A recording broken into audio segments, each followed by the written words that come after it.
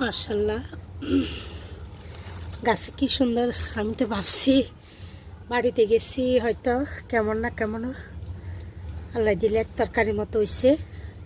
এখন এটা নিয়ে নিব। বিসমিল্লাহ।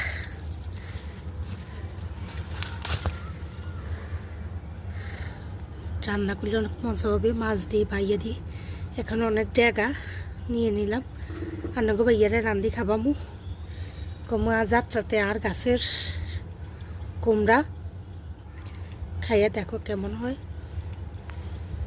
অনেক ফুল আসছে, আল্লাহ যদি একটা দুইটা ধরে, গাছটা অনেক নষ্ট করিয়ে লিছে।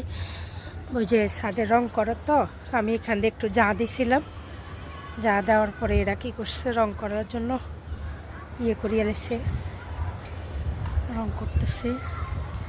রংটা কেমন হয়েছে আপনারা সবাই জানাবেন। আমার জামাইয়ে পছন্দ করছে রং। খেনালাই দিলে আমার মরিচ গাছে মরিচ পাকি যার অনেক ঝাল আছে। এগুলা লই এলামু, ভাতের লগে খামু, ভালো লাগবো। আমার গাছগুলো যে এটা কি বলতে পারবেন, এটা কি গাছ? রোদ্রে করে কালারটা অনেক সুন্দর, কিন্তু এমন কেন আসতেছে বুঝতেছি না। এখানে কালারটা কত কোয়া, এখানে হালকা ইয়ের মোবাইলে বুঝিয়েন না কি লেখা, হালকা ইয়ের অনেক সুন্দর। এগুলো হচ্ছে আমপুল গাছ বলে, আমপুল গাছ। ড্রাগন কয়েকটা ধরছিল, সবগুলা লালই গেছে খুবই, এগুলা লালই গেছে, এগুলা ওইব না আর, এটা লাল গেছে। এখান দিয়ে তো আপনার যে দুই চারটা যা আসছে,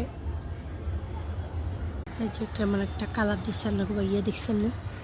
আমার কাছেও পছন্দ না, আর মাইয়ার কাছেও পছন্দ না। এরকম কালার কিনলে দিছে।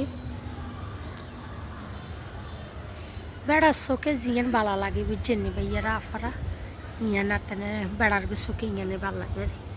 এক বেড়া তো জিজ্ঞেস করে বোরে কেক্কা লাগে, কেক্কে হয়েছে, কেক্কে রং দিতাম বুঝছেন। আর বেড়া গাছ কেন নাড়া বই, নাড়ার তো না নাড়া।